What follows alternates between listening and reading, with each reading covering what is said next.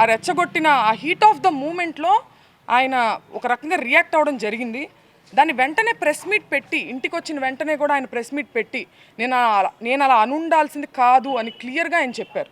నేను అన్నది చంద్రబాబు గారిని కాదు, నేను నా మీద దాడికి వచ్చిన వాళ్ళని నేను అన్నాను. ఆయన ప్రజల చేత ఎన్నిక అవ్వబడినటువంటి సీఎం, ఆయన అనే ఉద్దేశం నాకు లేదు అని ఆయన వెంటనే చెప్పారు. ఇలా చెప్పే దమ్ము ఎవరికి ఉందండి? ఒక ప్రజాస్వామ్యంలో, ఒక గవర్నెన్స్, ఒక లా అండ్ ఆర్డర్ ఉన్న స్టేట్లో పోలీసుని పూర్తిగా నిర్వీర్యం చేసి విపరీతమైన దాడులు చేశారు. ఆయన మీద హత్యాయత్నం చేశారు. కత్తులు, కర్రలు.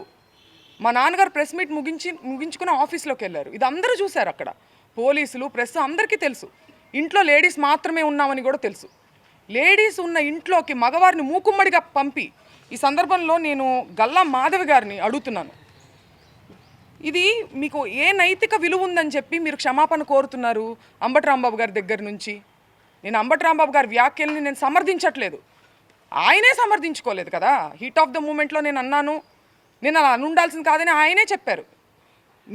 మీకే నైతిక విలువ ఉందని చెప్పి మీరు, మీ హస్బెండ్, లేడీస్ మేము ఇక్కడ ఉంటే మీరు తాగి ఉన్నటువంటి మగవారిని మా మీదకి రెచ్చగొట్టి పంపిస్తూ ఇంట్లోకి వెళ్ళమని, వాళ్ళు అద్దాలు మీరు చూడొచ్చు, కారు ఎలా పగలగొట్టారు, అద్దాలు, పైన అద్దాలు, పక్కన తలుపులు అన్నీ పగలగొట్టుకుని లోపలికి రావాలని చూశారు. లోపల కేవలం ఆడవారు మాత్రమే ఉన్నాం.